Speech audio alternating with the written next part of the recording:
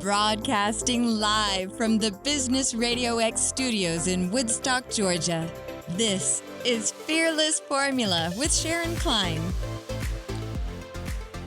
Welcome to Fearless Formula on Business RadioX, where we talk about the ups and downs of the business world and we offer words of wisdom for business success.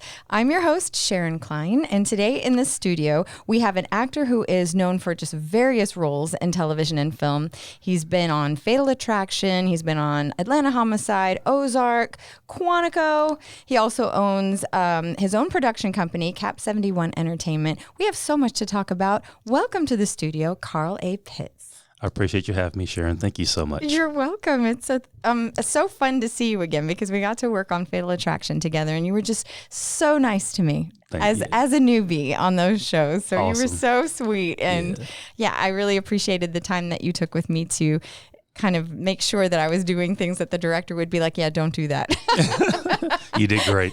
Well, you helped me. I just saved you my trouble. So as you saw, I got like a lot of directions. So, and I'm very thick-skinned, so whatever they want, I just do. So. I felt the same way. They would be like, okay, can you do it this way? I'm here for you. That's what I kept saying. Yes. It's like, yes, okay, whatever you want. Yes. It was so much fun. I was one of the happiest. That was one of the happiest moments that I've had. And did you really? Nice. Yeah, truly, honestly, it was very nice. It was great. So thank you for being wonderful. And why I wanted to have you on the show, not only do you do voiceover work, which we can talk about, but right before we started the show, we talked about how you actually are your own business when you're an actor in this industry. Especially in Atlanta. I mean, it's a huge industry here, obviously, but you've been able to really carve out some wonderful projects, not only that you've done personally, but you've been part of I mean, when I think about Quantico, I think of these shows that you can see right now. Anyone could go Google and find them on TV. What has it been like for you there's also another side of your life, which is a very professional side of your life, and you're a very smart person. Thank you. You're welcome. And I actually have it here. You are a mechanical engineer. You got your bachelor's of science in mechanical engineering. Good Lord. Multi-talented. So what has it been like for you as you've broken into the industry here in Atlanta? Yeah, it's been a little bit of a challenge. So if I could start back how I actually got started in it. So how I got started in it is that there was a TV show that used to come on the CW, and then BET picked it up, and it's called The Game. It was a show. It had like 8 seasons, I think, on BET, and then it switched over and got, picked up by the CW. Actually, I'm sorry, CW to BET. And so I was basically Googling just to see when like the next season of my favorite show started. It was going to be season 9 that was coming up. Got you. And so this little pop-up, as I was doing my search, the little pop-up kept coming up saying, hey, you could be on the show, The Game, And so I kept minimizing it. So every time I was looking at a link, it kept popping up. So I just kind of filled something out for it to go away. And lo and behold, it went away. And the next morning, I got an email from that message, and they said, hey, we'd like to consider you as a character on the next season of the show. And I didn't know what to think, and I was like, okay, sure. And they asked me, can you send some pictures of, they want to see me in some workout gear. They want to see my physique because they want to book me as like a football player. Oh, wow. And I was like, okay, great. So I actually just went on Facebook because I didn't really take it serious. I didn't know. I went on Facebook, just pulled a few pictures of me, like my workout stuff, and I emailed it off. And I thought I'd never hear from them again. And then later that day, they emailed me back, and they says, hey, I'd like to put you in front of the producers and director and actually, consider you as a role on, and they actually gave me the episode name. And they says, hey, if you're selected for this, you'll hear back from us. So that time frame came and went. I didn't hear back, but, I was kind of sitting there thinking, man, it's kind of cool to at least been like presented. And I was just filling out an ad. I was laying in bed filling the ad out the other day. So anyway, 3 days later, they sent me an email and they says, you were booked it was a different episode. You're booked for this episode as a football player for, this scene. And I was like, okay. I didn't know what to expect, right? So then I just said, and they basically said, hey, are you available? And of course, I was like, I'm gonna take a PTO day off on that, right? I was like, yes. And so anyway, speed up a little bit. Long story short, so my very first experience was, again, my favorite TV show at the time. So I actually walk in, and I've got like my garment bag with me, and I'm dressed for the scene is actually a funeral scene. So it's the main character's father. It's her father. It's a funeral scene. So I basically, I walk in. As soon as I walk in the door, the guy greeted me by name because he had my information up. And it was only about 25, 30 people that were in the scene. And it kind of like, took me a little bit by surprise, right? So we walk in, and it's like a warehouse. And so I go into this warehouse, and there's like, all these little, you can see like little mini, sets set up. And I could hear like rehearsals. I could hear the characters, and I was like, "Oh man, that's Tasha Mack. Man, that's Jason." And then I'm sitting there, and then one of the main characters, Blue, he walks up, and I'm just kind of sitting there like, and then I see Malik over in the corner over there. So I kind of had like this little. It's like I was watching you guys like 2 weeks ago. Yeah. And it's like my favorite show, and now I'm sitting right here, and I could hear all the characters and see the characters. So anyway, long story short, they picked us. They got us in groups of 5, and they took pictures of us, and they were going to say, "This is where we're going to sit you." So they basically, did everybody, and then they came back, and they said, "Okay, first group." And I was in the first group, and they sat me right behind the main cast. Oh my God. And so I'm sitting there like, man, this is like really wicked, right?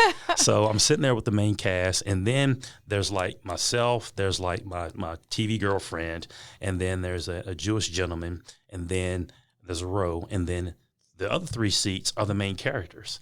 There's Jason Pitts, Kelly Pitts, it's Blue, Kelly Pitts and Jason Pitts, and it has to be 2 characters on the show with last name Pitts.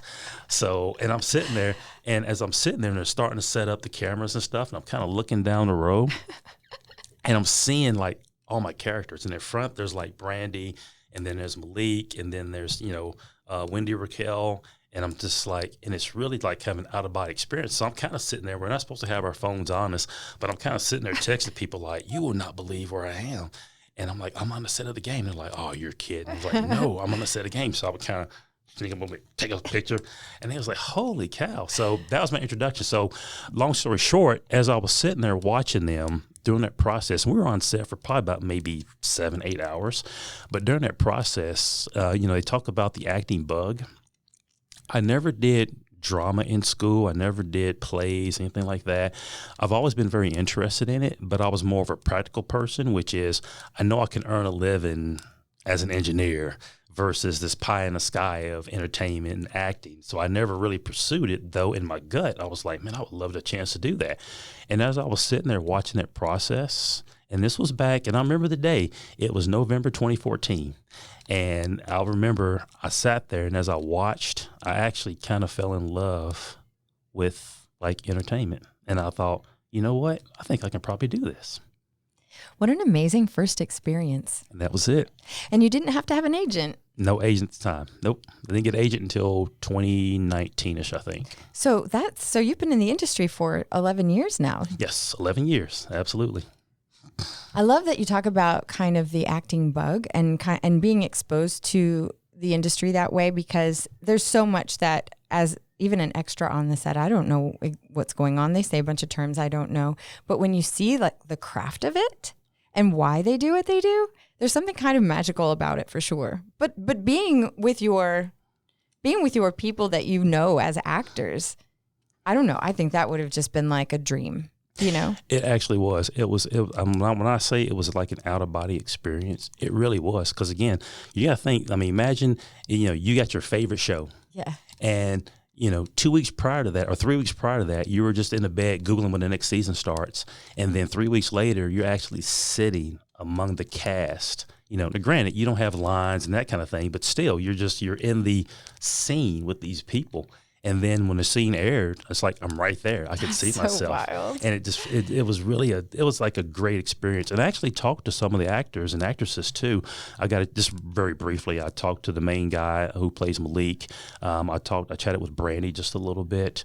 But they were very welcoming and very nice. And there's a saying that says, sometimes people will say, never meet your heroes because you get disappointed.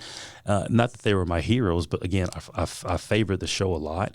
But when I was on set, I never got a bad vibe from any of them. They were all just like very nice. Brandy was even like in between takes, she would like stand up and she was like singing to people and stuff. And just, I mean, it was a very, very great first experience.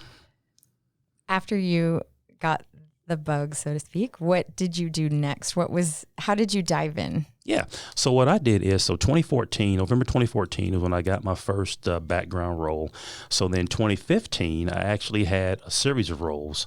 I was in Being Mary Jane. I was in Captain America, The Winter Soldier. I was in Quantico, Sully, The Vampire Diaries. So that's what I did. And it was all background. So background is kind of it's a tier to it. It's like background where there's like a quick flash of you and they see your elbow, and then there's a background of you and you're kind of blurred out, and then there's a featured role. So in Quantico, I actually got a featured role, and in fact Quantico was my third background booking, and they actually had me. So the main character, the main agent, her name is Priyanka Chopra. And she actually is married to Nick Jonas. That's right. I was like, why do I know that name? That's her. So she was a very large Bollywood actress. So in America, this was her first dive into American. This was her first role, like in television. Oh, no way! Exactly. So long story short, that one. Again, I walked up on set. And I ended up being the main. There was two main arresting agents, and I was one of the two main ones. So I actually got to handcuff her. And the funny thing is that when the clips aired, so also too, that was a weird thing too. So again, this is my third booking, right? So when we finish up with all the when they got to the point where the production was kind of wrapped for the season, and then they were starting to show like promo clips, this, that, and the third. The first time I saw myself like on set, I was actually going to, and I want to say it was a Mission Impossible movie at the time that came out, but they had like those first looks. Yes. And Quantico came out, and I was on the screen. In the movie theater? In the movie theater.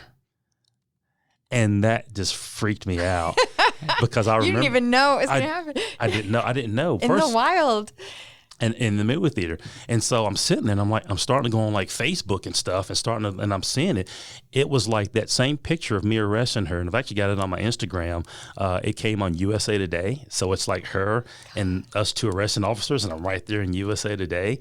And then on their Facebook page, they had like the Quantico Facebook page, and it had like some like million some odd hits. Well, the thumbnail clip was me arresting her. Oh my so when you go gosh. through the page, my face is right there. Listen, you can't make that happen. You can't make that. That is completely director chosen, and that was awesome. And like I said, that Facebook page stayed for like months and months and months. But you scroll through it, and sure enough, I would see my face. And in fact, that freeze frame is the one I actually blew up, and I actually made a canvas of it and put on my garage wall. I would have done the same thing. It was awesome. I mean, it says a lot too that there's like an energy about you that they want to feature you, in a certain way. I was very happy for it. I was very happy for it. Yeah, it could have been anybody, but it just was exactly right place, right time. Yes, it was awesome. Yeah, you can't make it happen. It was awesome. And then I can remember once I did that scene that day, earlier that day, we were kind of sitting back and we were kind of on break. And then the director, they were setting up for the next scene. And they were like, "Hey, we need some agents in the office sitting behind when she's being interrogated." And the director was like, "Where's so and so and so and so?" And I'm over here eating pizza. I had no idea. And then they're like, "He's right here," and looking at me, and I got pizza in my mouth. And I'm like, "What?" And the director comes over, and he's got like this tactical vest, and he's like, "Put this vest on. We need you right now." And so they sat me, and so it's just four of us. So it's the two actors and then us two in the one room like this, and she's being interrogated, and I'm just like, it was. Could you even believe it? It was. It's like magic. It is magical. It was crazy, and like I said, that was my third booking. And then I kind of had the same thing. As I went through, I kind of only did the year of 2015. 2014, 2015, and I did a little bit of 2016 as far as background, and then that's when I went into the independent. But another one I had that I really enjoyed too was Ozark. Yeah. Ozark, and I want to say that was probably maybe my fourth or fifth booking, and I got a feature role in that as well too. That's the scene actually that when a lot of people watch the show, even though again, same thing, I didn't have lines, but it's just, I was like right there with and it was such a great picture. Everybody see. So in fact, when I'm at my job, I remember I was at my job, there was a guy that used to work in another group. So I managed one group, another guy managed another group. So one of their employees came over to my guy and he was like, man, I was watching a TV show last night and man, there was a guy, man, and I was telling my wife, man, he looks just like Carl. They could be like brothers.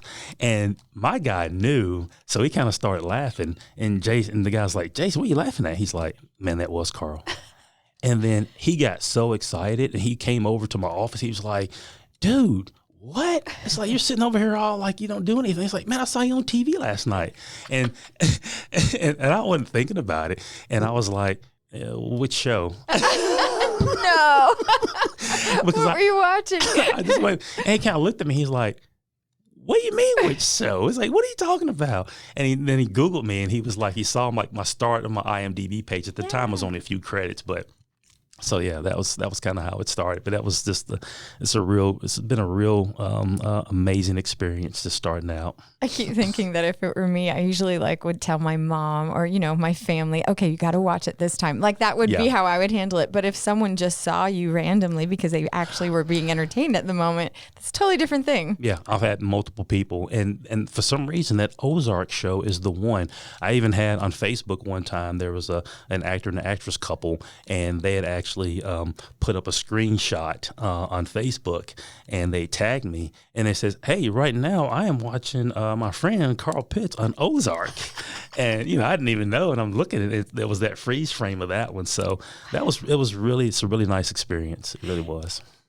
When you are in those environments, and I've been an extra in several different things that are coming out this year too, so I know what it's like as far as being an extra, and haven't been a featured extra yet, but what is it like to be that? I've been a stand-in, which is you get close to absolutely like the actors and the directors and all of that. But what is it like to be that close with professional actors and someone like Jason Bateman or the directors that you get to kind of glean from as you're observing? It's kind of a surreal experience because, again, these are people that you've seen on television, and again, you have to understand that at that point, I was only like maybe a year into this. So I go from a totally different world of corporate and, in black and white to this world of fantasy. So for me, and to be that up close and personal, I would say it's really surreal because you almost feel like these people. So it's really just but you also look at it kind of like a badge of honor too, because what I do is when I do that, I basically, I'm very conscious of what I'm doing, and I make sure that whatever they want, I pretty much deliver. So it's not like I'm in the background where I can kind of do whatever and they don't notice me. All cameras are on you because you're sitting there and you're in frame, you're in focus. And it's like, the main actor and then you. And that's, it can be a little intimidating, especially when you're just right out the gate. And again, that was like less than that was like a fourth or fifth bookie. It's crazy to think there are people that go to school and train and everything to be actors. And here you are, just having fun. Yes. And you get to experience this whole world. I keep thinking about this. There's no way that you could have made any of that happen. It was just meant to be. No, I could not. Because like I said, I never did theater. I didn't study drama in school or anything like that. It was just, again, always a fantasy in my mind. But again, I was always a practical person. Like I can pay bills and I can be an engineer and I can make X amount of dollars and make a living for myself. But again, what I do is I look at it now and of course, again, that's been a number of years. And since then, I've taken I've had, personal coaching from actors, from acting coach. And I do a lot of scene study. And, I go on YouTube and anything I can find that's acting related, even if it's tips and tricks on, how to audition, even equipment. I even invested in my basement. I did a kind of a budget friendly one. I got about maybe $1,500 set up, but I've got the background, and I've got a nice camera, nice tripod. I have, a nice microphone, all that good stuff, lights, mini lights. So that's for your audition process. That's for my audition process. How important is it to have an agent, do you think? I think there's pros and cons to an agent. So, for instance, I was actually able to get an agent. So what I did is I actually initially applied for agents, and I started to apply for agents in November of 2018, and I actually submitted to probably 15, 20 agents. And then I had a couple reach back to me, but I actually ended up signing with my current agent in January of 2019. And so the way the agent works is for instance, you can go to casting websites, a big one is 800 Casting, Actors Access is a big one. You can go to those backstage, all that good stuff. And you can find a lot of casting notices and that kind of thing.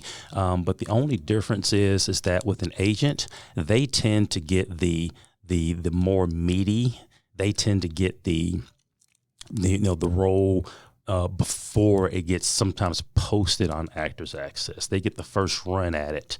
So that's the benefit of having an agent, is that you get those premier top, types of auditions before they even are presented sometimes at Actors Access, or just the mere fact that maybe it is on Actors Access and you're still auditioning for it, but the fact that you have an agent, you kind of have a little bit of an in, because, you're looked at as being, a little more reputable, a little more professional because you have an agent. Not to say that you can't, because actually I booked 2 roles on TV1 without an agent. And in fact, that's why my agent booked me, because, she got me on board, was because she saw that I was putting the work in. I actually got bookings on major network shows without an agent at all. Like I did when I was with the show, right? Exactly. I think I was the only one there that didn't have an agent, but that's fine. It wasn't upsetting. And I didn't either. My first 2, I didn't. I did ATO Homicide, and I also did Murder by Numbers. And that was, again, same thing. Great experiences. And, when I got the audition, I did the audition, and then I got the actual booking notification. It was again, an out-of-body experience. And I'm like, are you kidding me, And then also, too, Sharon, just real quick, I got to share this, but what happens is that when you get your first network show booking, you go on set and all this good stuff. So I can remember it was ATL Homicide, and it was actually season 1, episode 11. It's called Down the Rabbit Hole. And I remember I got the booking, and I showed up on set, and I played an actual auto store owner. So, I had on the onesie, garage type gear type thing on. I had the motorcycles and stuff and that kind of thing. So the 2 detectives come in, and they're actually interviewing me. And I can remember when I got there, I was there early, and I got there, and, I had my lines. I wanted to make sure I wasn't the guy that was holding up people. So I had my lines, and we shot in 3 hours, that whole scene in 3 hours. And so we got done. I got in the car, and I just drove back home. And I got home before dark, so it was that quick, right? Wow. So when the episode aired, I remember it came on, and I was sitting there thinking, man, I wonder if they're gonna, what lines are gonna cut. And when the show comes on, and it's on a major network show, and in fact, I was a little giddy because I cut every TV on that was in the house on that particular channel, as I wanted to hear it throughout the whole house. But to see yourself on TV that very first time, again, granted, I saw myself in a movie theater, but that was no words. But here, it's like I'm actually speaking. That was actually amazing. And for the time that I was there, they showed a lot of love. I mean, they pretty much every line I had. I mean, they previewed me before they went to commercial. They were, you could hear me talk, and then they came, they did my scene, and then when they came back from commercial, they recapped again. So it was just amazing to see yourself. Oh my gosh, that was just really fun, and that was no agent, no anything. That was just me, just putting some work in. So. I know our episode that we did together will air April 16th, I believe. April 16th. So that'll be quite a moment, I think, too. I don't know what it'll be like between then or now and then, because I know there's some other projects that I worked on last year that are coming out too, but I don't know how much. That's the other thing, is like when you're kind of background or whatever, you don't know if they're featuring you or focused on you, or if you're just a blur in the background. There's no way to know until it actually airs. So I try not to get my hopes up of anything and just be happy. So I will give you one. So we had I've told you all the highs and all the great, things, but there was another show that I got booked on. That was my second major network, and it was through TV1 as well, through Jupiter Entertainment. Shout out to Jupiter Entertainment. Great company to work with. I love working with them. But it was a show called Murder by Numbers, right? So that was my second booking, again, without an agent, major network show. So I show up. And so the scene I had, again, kind of a mechanic scene. So I'm acting like I'm working on a car, this, that, and the third. And so I was there. We were there for probably maybe 4 or 5 hours. Same type of deal. We wrapped, and I was able to just drive home. I just like, I'll just go home. It's not, I'll get home before dark or right at dark in that time. So anyhow, so I remember when that scene came up. So again, I'm kind of on that high because I did ATO Homicide first. I'm kind of on that high of, hey, I'm going to be on this. So I didn't really, so I kind of mentioned it, but I didn't mention it a lot. But in Murder by Numbers, they didn't even have my scene. They had you go up and film, and they cut it. The whole they discarded that whole entire scene. Oh. And I was kind of like, what in the world? And so, but I still got the credit for it. Of course, right. But it was just it was that downer of, so I say that to say this. You talk about getting your hopes up. Normally, so the way this works is, and I know a lot of people that's done this and got burned by it, is, hey, watch my show. It's going to air. You'll see me in it. Maybe you will, maybe you won't, because you don't know if your scene's going to get cut or not. So how I skate around that a little bit, honestly, is the first thing I do is any promo stuff that comes out, they'll sometimes, if you see yourself in the promo, you're probably going to be in the final cut. So I'll sometimes post the promo and say, hey, by the way, you may, see me in this episode. So, and then the way I skirt that, if I don't get that, then what happens is I'll wait till the actual episode is airing. And then when I see myself, I'll go like Facebook Live. Were you really? Oh my gosh, here I am. Yeah. So now I know I'm in the scene. So yeah. So sometimes, I know a lot of actors and actresses get burned by that because they're like, hey, but you'll never know if your scene's going to get cut or not. It's so random, but they pay you, right? But you still get paid. And depending on the project, you more than likely still get credit for it as well. Interesting whole process, the whole thing of it. And when you're talking about it in terms of being a business, you have to kind of promote yourself. Yes. And so how do you do that? Do you do that after a project has come out, or do you go through your agent to do promotion? I'm just curious how you would kind of make yourself a business this way. Yeah. So what I normally do is, of course, I've got CAP71 Entertainment, which I founded back in 2018. So I do That's your production company. That's my production company. And I've actually produced to date, I have 11, I've actually 12 projects, and I have short films. I got a TV show pilot, and I've got a feature film that's actually streaming now on Apple TV Plus. It's on Tubi. What's it called? It's called Maggie's Farm. Okay. Yeah, so Maggie's Farm. So that's streaming on Tubi, and that was actually self-distribution. That was me doing it myself. Wow. So I went through a company and actually, did my own, uploaded my own content, the own deliverables. I did all that good stuff, the artwork. I made my own artwork. Oh, my goodness. And I did that because I wanted to understand how that process worked, because I know you can send it to people. Somebody knows somebody can get you in. But I found a real good network, and basically you can just do your own submissions. And as long as the quality is there, they actually have a quality check. So they go through and they check your artwork, they check your sound, they check your subtitles. You have to get subtitles as well too. So all your subtitle files. And then if you pass all the QA checks, it goes into this big network. And then literally you have hundreds of streaming platforms that go through. And if they look for projects, they'll pick yours up. So out of all my 12 projects, I've got short films, I've got pilots, I've got feature films that are probably streaming on about maybe 12 to 15 different networks. And some I hadn't even heard of before. I even have a project that's a short film. It's called 5 Star Rating. That's actually was picked up about 2 years ago and is playing on Box Brazil. Oh my gosh, Yes. who would have thought? And I was wondering why they asked me for like the Portuguese subtitles. So I gave it to them, and it's streaming over there. So it's really amazing. So yeah, so self-distribution you can do, and like I said, if anybody wants to know, let me know, and I'll get you to hook up on that as well too. But you don't have to go and pay absorbent fees. You can just basically just do it yourself. But you have to be a little tech savvy, because you have to have certain deliverables that you have to have, and it has to be a certain quality. So I can show you how to do all that stuff, but that's what I have. So I can go on my channel right now, and I can see all my projects at streaming. In fact, I'll show you before I leave. But Okay. I got all my projects at streaming. It shows which ones that picked it up, which ones licensed it, which ones passed on it. But it's a great system. But I've probably got 15 to 20 different amazing. streaming sites I'm on. Well, it's very smart of you to consider going into it, looking at it as if you know nothing, to learn by doing. That's what I wanted, because I wanted to understand the business part of it. So to go back to your question, though, you asked about the promotion part of it. So the promotion part of it is usually, for instance, right now social media is such a great tool. So my promotion is usually when I book a project, I'll do a booking notification. And then, once I get the booking notification, I film the project. And then as soon as the project airs, I get clips, and I take those clips and I post those on my social media. And I'll even tag, the production company like Jupiter Entertainment, that kind of thing. TV1. Mm-hmm. And TV1. So I'll tag them.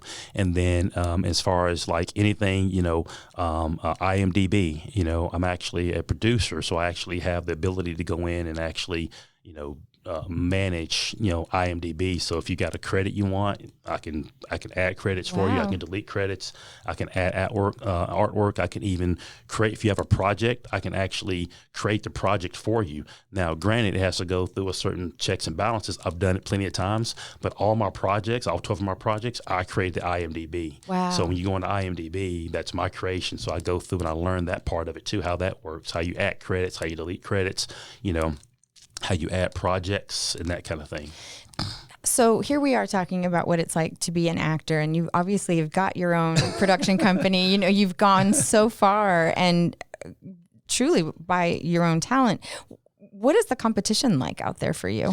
The competition is actually it's pretty stiff. So I can touch into a little bit of the whole SAG, which is Screen Actors Guild, how that works. So you got full SAG, which means union, and then you've got SAG-E, which is SAG eligible. Now SAG-E, you can get that a number of ways. You can get it through working even as a background. If you work a certain number of background on SAG projects, you get the vouchers. You can submit those and actually get a SAG-E status. You can get on a certain SAG project, even one project, and get Taft-Hartley in, and you can get it that way. So SAG-E is SAG eligible. So the pros and cons to each. So, and I'll talk about the competition part. So SAG-E is SAG eligible, which means that as an actor, I can work both in front of the camera and behind the camera, union and non-union.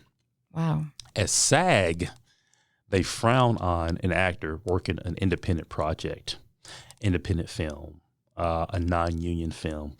You can direct, produce behind the camera, but you can't act in front of the camera. So the competition is this. So say, for instance, I have my IMDb, and I've got, a handful of network shows that I've done. So for me, though, I stay SAG-E because I also like to, work in some independent film as well, too, because that helps actually build your resume up. So the competition is that, for instance, what if I went to full SAG? Okay. Now, if I go full SAG, I can't do any more independent stuff. Now I'm going strictly TV shows, network shows. And now I have X amount of credits, but then you have somebody else that's been booked. Who are you going to probably pick? Somebody that's got, 32 credits, or me at 14 credits. So, Right. So for me, the competition is I'm trying to build my resume. And I work a little differently too, again, because I have a 9-to-5, I have a corporate job. I'm a little more strategic in how I actually, accept projects and how I actually, work projects. So for me, like the shows like, the Fatal Attractions and the ATL Homicides, granted, depending on your role, you may not have a lot of lines, But those shows actually are a good foundation for, seeing the process, getting good credit, getting your name out there, working with a network team. Because what happens is I've actually had people reach out to me through IMDb and through Instagram because they've seen me on other shows. So that's part of that promotion part, which is put my stuff out there, and you build it, they'll come.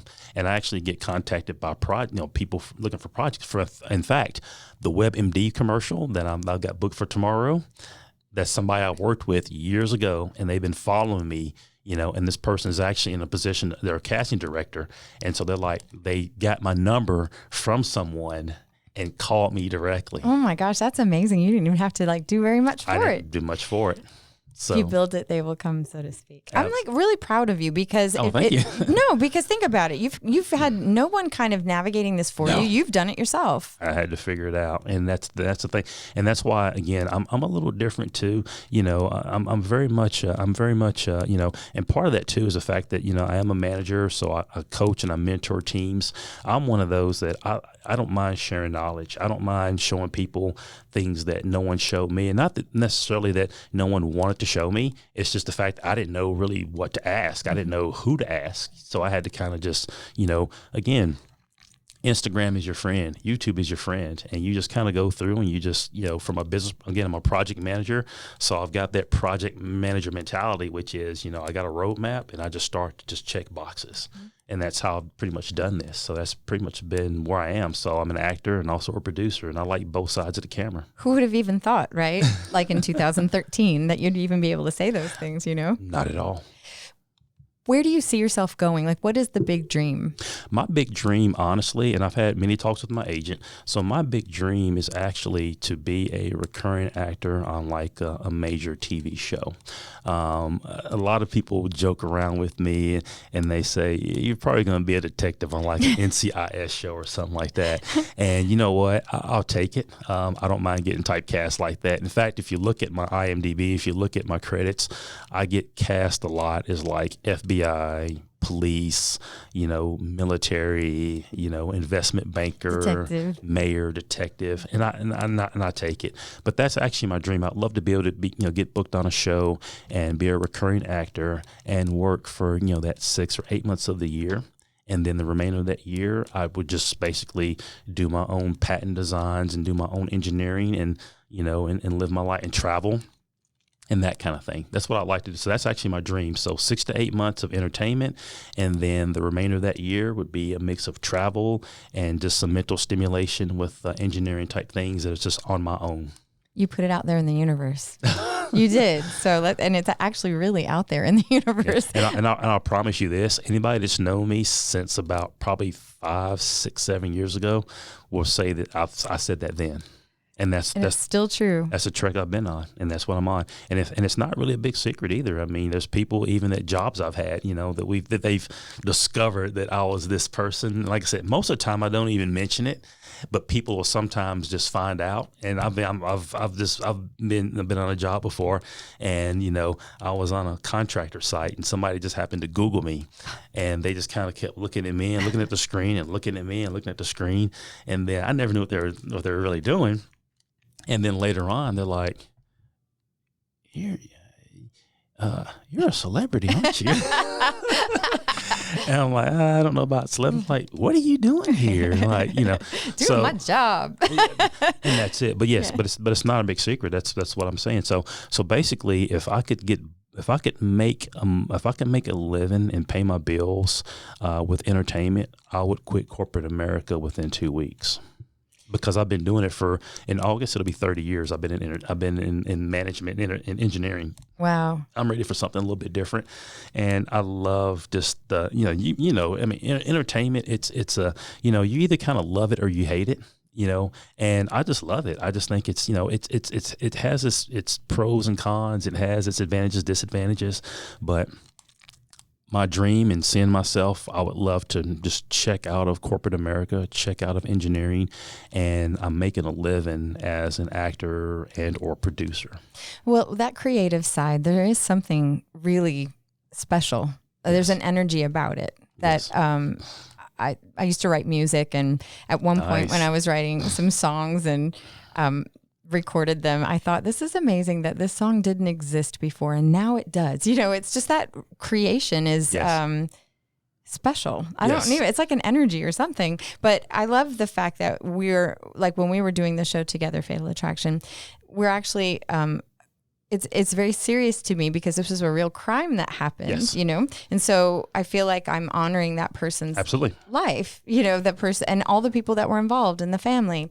And so it felt like sacred. Yes. There was something sacred about it. Yes. For me. And in fact, any of those crime shows that you do, whether it's Murder by Numbers and your scene gets cut, or, the Fatal Attractions, the ATO Homicides, those are all based on Snapped. Those are all based on like real crimes. And I take that very seriously. And just real quick. So one of the episodes I did, it was season 14 that I did a Fatal Attraction. I played a detective on that. So it just so happened, and it was actually based on an area in South Georgia. It just so happens a good friend of mine who actually comes to my house, we go to Falcons games together, we worked together for a while. Him and his brother actually knew the couple that the story was about. They knew the female officer, they knew the guy, and it was funny because Jerry reached out to his older brother. His older brother really knew them very well.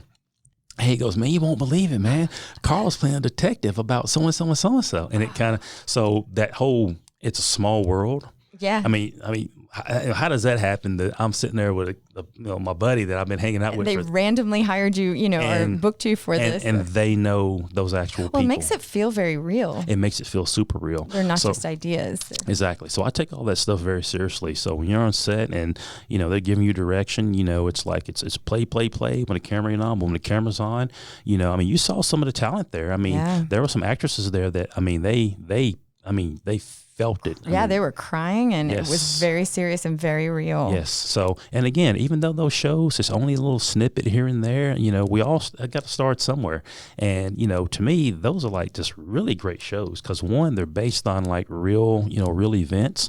But then two, again, you get to play, a character, you get to play something that's attached to that, that crime forever. And that's, it's actually an awesome thing. It's a terrible event, but for me, every time I get booked on those things, I feel honored by that. They want me to play a detective, want me to play, somebody that was involved in that in some way. That's awesome. You were very generous to me. No, you were like, you say these lines instead of me. And that was really sweet of you. Thank you for doing that. Yes, because depending on how they cut it, you're probably going to have some. Right. I'm not going to guarantee nothing at this point because who knows if I know I might just be like detective number 2, like standing next to you. Yeah, no, I can guarantee you're going to hear yourself. Really? You'll hear yourself quite a bit. Yeah. Well, so the way it happens is they'll sometimes, how like when they had us like ad-lib stuff. Yeah. So a lot of that is what we're doing is we're kind of talking, but then you're going to have somebody narrating some part of that story, and they have us do that so that we're not just kind of sitting looking at each other. We're actually doing something. Yes. But then sometimes they'll actually cut to some of that narration or some of that ad-lib stuff if it fits the script, and you'll actually hear yourself. So like I said, it's a mix. Like I said, I've had some shows where, they kept like every line I had, and then I had some where the person that was narrating had part of my line, and then it would cut to me finishing off that sentence. Interesting. Yeah. So I think you'll get some good footage in there. I hope so. Yeah. It was the best ever for me. But I will say that you were talking about voiceover when we were doing the show together. We talked a little bit about that. Where is your history of voiceover? Where does that come in? Yeah. So my voiceover, I've done a lot of stuff. So since companies, they realize that I'm an actor. So some of like the internal training stuff, that's what I do. Nice. So I'm the one that does the internal training stuff. So that's perfect. They are lucky to have you because I do those things for different companies and they have to pay a lot out of pocket, So if they've got someone right there, I would have done the same thing. Exactly. Yeah, we have a company. Last company I worked with in South Georgia, they actually had a team come in, which was funny too because I was like, you guys actually didn't even have to hire a production team. It's like I know people, but I'll let them do their thing. But they came in, and I just kind of did my thing. So yeah. That's pretty awesome. That's awesome. So absolutely. now you're a voice actor too. Yep, I got a few credits on that. So absolutely. But again, I'm really most proud of, and you haven't asked me this, but if you ask me, what would you rather do, be an actor or a producer? It's a good question though. And I'll be honest with you, if I had to pick, and it had to be one or the other, I'll be honest with you, I'd pick producer. Why is that? Because most people want to be in front of the camera. Exactly. I'll be honest with you. I don't really like cameras. Why is that? I just never have. It's not a self-conscious thing. I've just never been that person that's been the center of attention. And I'm the guy so what I am, I'm an actual, you hear the term extroverted introvert? That's what I am. So I'm one of those people that, like, for instance, when you see me now, I'm very, but I could also be, if there was like a crowd in here and everybody's doing their thing, I could sit in a corner and not say a word to anybody and just people watch and be perfectly fine. I'm very similar. Like I have like a limit to how much energy I put out to this show. This is great, but then I'll be quiet later because I got to balance myself out. And that's what I do as well too. Yeah. So for the producer side though, again, one, I don't really care for the camera, but don't get me wrong. If I have to go through acting to get to that producer, hey, I'll do it. Be on camera all you want. Do it all day. And most people like say, if you see me on set, you wouldn't think that, because I know you probably would think, what are you talking about? But I really don't. I just, I do it because, again, it's not that I don't enjoy it, but if I had to take a pick, I would say producing. And the reason being is because producer is the business part. And I'm a project engineer. I'm an engineering manager. It's a good mix of your natural abilities. I just gravitate toward that. That's why I found it CAP71 Entertainment, because really, as a producer, you're really a project manager. And that's what I gravitate toward. Plus, also too, the producing side is a little different than the acting side, especially monetary wise, because you get into like residuals, you get into in perpetuity. You're above the line versus below the line. So every project. So for instance, the things I've got streaming now, I get money every month. That's amazing. I just transfer it to my bank account. And granted, it's not a whole lot, but the reason why I learned that part of it, because what I'm looking to do also, even if I keep the route of independent, is to really come up with a really good feature film, get a lot of good high-end talent in it, get it onto a real good platform, and then basically just let it stream and make money off that. If you get 5 or 6 of those projects, man, you could do okay on that. Well, it's like what they call passive income, sort of, right? That's what it is. Right. That's what it is. And then usually what I do too is people that I team up with, other producers and directors and writers and that kind of thing. We just come up with an agreement. So like I said, I'm very generous. So, I'll tell anybody in a heartbeat, hey, if we do this project, and man, if I made $1 million, we made $1 million. I'd make sure you all get a really good cut. So glad to know you, Carl Fitz. So that's what I would do. No, I would do the same. I would do the same. Like I said, I'm not greedy, and because I don't want to be that person. I like people to work. I like that you think about what you would have wanted if you had someone help you. And I do that too with voiceover, because people approach me all the time. I have probably talked about how to get into voiceover 10 times with 10 different people sitting down in coffee shops and kind of just saying what my route was. I don't know the best way. I just know how I did it. I just know my route. But there's enough room for everyone in this industry, not just in acting, but like the voiceover world. Everybody sounds a little different.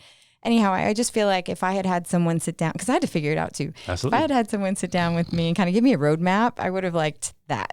Because I would have done it. It would have been faster for me. So I appreciate that about you too. And that's exactly one of my points too, is that, I'm very willing to help, because I feel like I could probably be further along, actually, if I didn't have to, if I knew 5 years ago what I know now, I'd be probably much further along than I am now. But, here's the thing. Everybody's journey is everybody's journey. And, when you get there, you get there. When you get there, that's when you're supposed to be there. Not a moment before, not a moment after. It's your time. You really couldn't have contrived anything differently for you to be chosen the way you were for all of these different things. So it was, there's a surrender to it too. Like what's meant to be will be. I'll be honest with you. I don't know what stars in the universe lined up for this, but again, just to be chosen for these projects, and just to I'm just an engineer. I'm not a thespian. I don't do all that stuff. I would love to be able to do that, but I'm just an engineer. I'm just a business guy, and that's what I do. And That's it. Well, I had gotten into the acting world because I wanted to get an agent for my voiceover world, but then I was asked to be on different projects as an extra. And I was like, well, maybe I'll meet somebody who can lead me to an agent. Like, I'll network. And but it hasn't like slowed down. I keep going into these different projects and really love it. It's just the creative side of it has been very fun for me. Yes. And meeting such great people. Yesterday, I was an extra on a Tyler Perry show, and wound up not even being called to the set. So all of us were just sitting in this like kind of holding area. But they're people that I've known since May, which is the first time I did a background anything. And it was just like catching up with friends, and it was so fun. And everyone kind of just wants that I've experienced, wants good things for everyone. So they do. The way I look at it is, we're all just trying to have fun and do something creative and different. And absolutely. And this city is just so well suited for that. It's very well suited, and also too, auditioned for. In fact, I did a production for a short film called No One Left. I actually got 3 or 4. We got 3 or 4 awards on that. Wow! But it was actually produced. I was one of the producers, but we actually filmed it in California. All the way in California? Yeah, so I had a whole team in California, worked on a project over there. That must have felt so special. That was awesome. And they actually reached out to me. They found me through Instagram. And so that whole promoting yourself, that's what it was. They saw it. You have some other projects you're working on now, though, right? Yes, I do. So currently, I actually am still pitching a TV pilot that I did back during COVID. Wow. So, yeah, we filmed during COVID. But I actually do have a new film that we're looking at right now. And so the current project, it's called Entertaining Angels. And it's a story of restoration and redemption. And currently, we're looking for a crowdfunding to basically get this film off the ground. And we're looking for a minimum of $7,000. Currently, we have like $2,000 that's saved. So we have a crowdfunding, and like I said, if you don't mind, I'd like to give you that location and have people take a look. And we'll have we've got a pitch deck, and we have the bio and all that good stuff on it. And we'll talk about just real quick. I can give you a film summary. So basically, it's a dedicated insurance salesman. He unexpectedly loses his job, and his faith wavers amidst the escalating challenges. He's confronted by an aggressive homeless man with a mysterious connection, and he must. So this unemployed engineer, this unemployed salesman, he actually has to go through this whole journey of faith. He has to go through all this tragic loss, and then basically come to a point where, what does his life mean? So that's what the project's about. But again, I have a whole good write-up on it. I've got the team that we have that's involved in it. We've got the key characters, all that good stuff, and I can share that as well too. That'd be great. If you send me the link, I will include that when I post this on all the socials. Yeah, no, it's really just an awesome story. Have fun. Yes.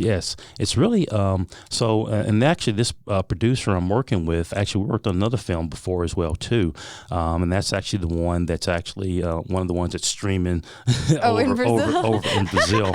But again, I met him through social media. So it's really, really, really good connection. In fact, we have another gentleman that we work with. His name is Al Mitchell. And he is Mr. SAG actor. Mr. Al Mitchell has been in like pretty much everything you can think of. The latest project that he was in, again, my new favorite show, Ozark, Outer Banks. I love Outer Banks. So if you see the episode of Outer Banks, it would be, I can't remember the episode number, but he is the guy. He's going to be the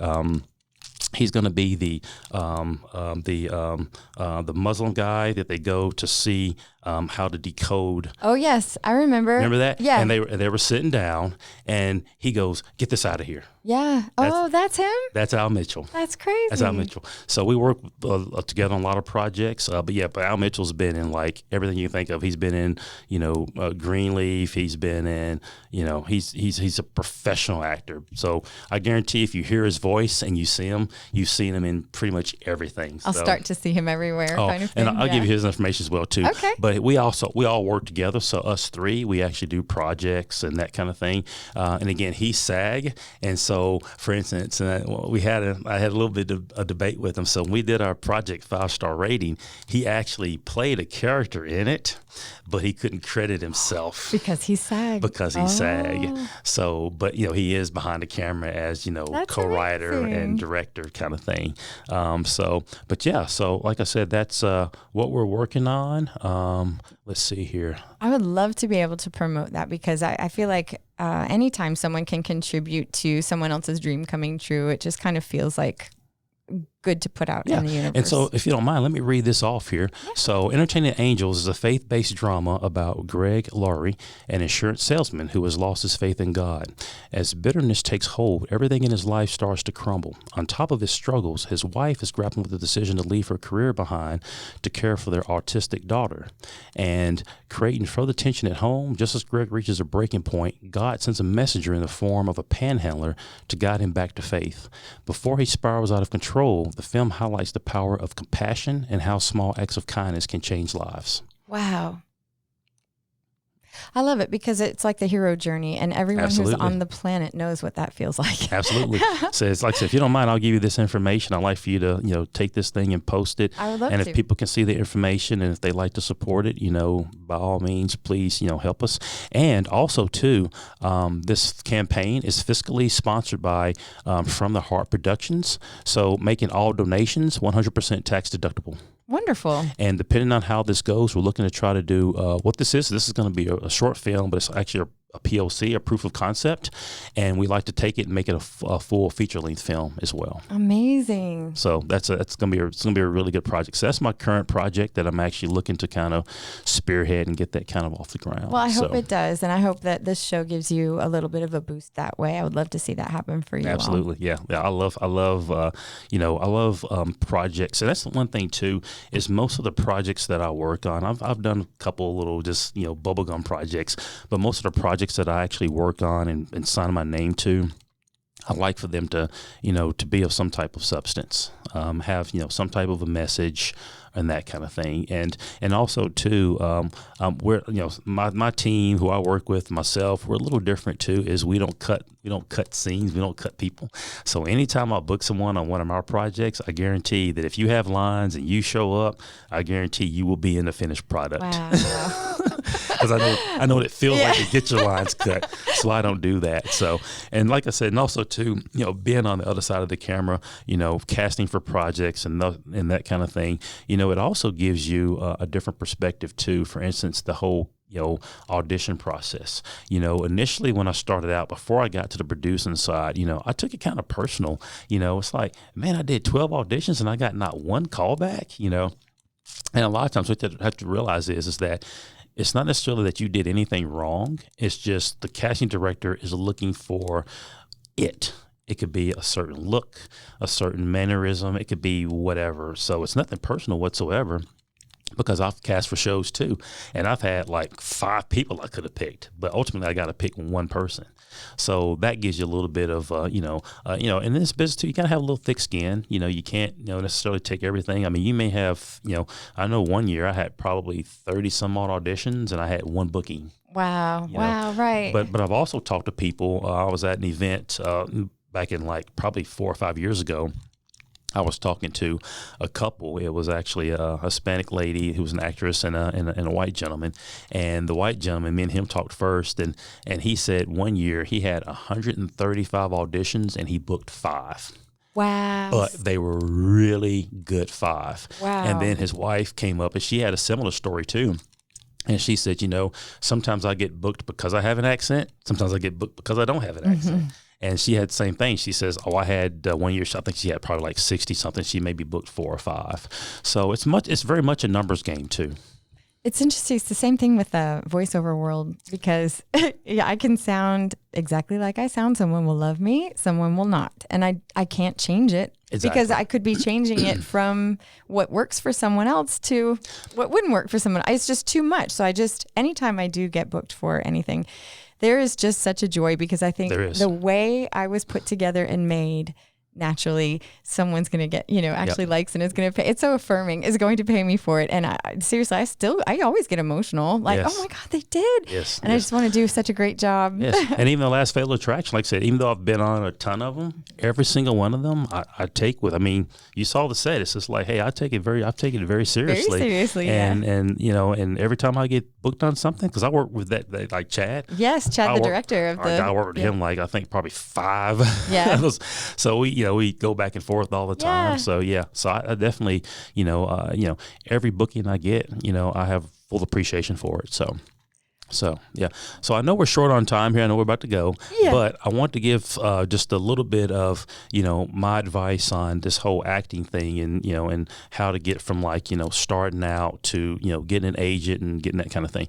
So the way I mapped it out was, I started off with doing background. I did background for like that first year. And then after that, I kind of did a little mix of background with independent films. So like on Actors Access, you'll see, all kinds of films. SCAD always does a lot of things. Yeah, you'll see student films and that kind of thing. That's the stuff that you get your resume built off of, because if it's a reputable, film or production, that producer should have the same ability as me to go in and create an IMDb project and actually give you credit for that. That's how you get your speaking roles, and that's how you get, that resume builder. So go from background, do that for like that first year and change, and then after that, mix that in, but with a little bit of, the independent film. Get the independent film thing going. Once you get the independent film thing going, start to apply. And you've already done that, but apply to like some major TV network. And then once you kind of get in that network, no matter what type of show it is, it's, where you have a ton of lines or a few lines. It's experience. Get that experience in. And then once you get that independent film, and once you get, 1 or 2 of those major network type things, then shop around for an agent, because that agent will get you the real good juicy stuff. But at least they have something that from you, they can see that, one, you've taken the time to try to, build a resume. You've taken the time to do independent film. You took the time to actually, in an effort to actually book a major network show. Now they can invest in you, because they can say, hey, this person's actually willing to work too, not waiting on me to do all the work, but they're actually doing work too.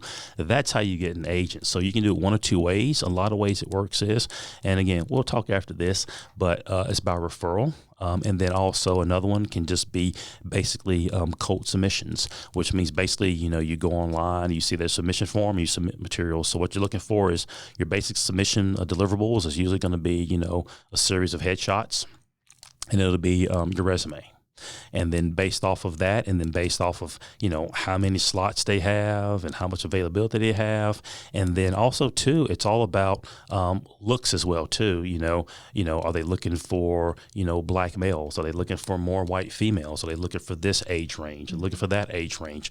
Are you looking for somebody like, for instance, for you, you've got the voiceover. Are you looking for somebody that can, foray into a lot of different things? They can do not only voiceover, but they can do, the acting part of it as well too. And special skills too. And right? special skills too. You play guitar, or like I ride a motorcycle. That would be great to be able to do that on. And then as you get into that whole agent world, I would say at some point, again, unless you just like the background thing, I would say at some point, just let the background stuff go and focus on independent films and TV shows. And sometimes it's hard to draw that line and hold that line, but I'll tell you, it's very well worth it, because I haven't done background since I think probably 2015. Wow. Yeah, that's the last time I did background work. And I've been offered a lot of background work, featured work and that kind of thing, but I kind of turned it down because that's stuff that you can't really put in. Also, too, you can't put that on IMDb. Yes, it's right. it's uncredited. Right. So you can't put that on IMDb. I'm just extra. Yes, right. Exactly. You can't put that on IMDb. It's good to know, though. I really appreciate the map. Because it does feel like you are, well, at least for me, I'm just doing background stuff because they're like, hey, do you want to be on this? Sure. Yeah. Like I got a text from Grosse Pointe Garden Society, so I'll be a background person on Monday. And I'm like, sure, I'll do it, Yeah.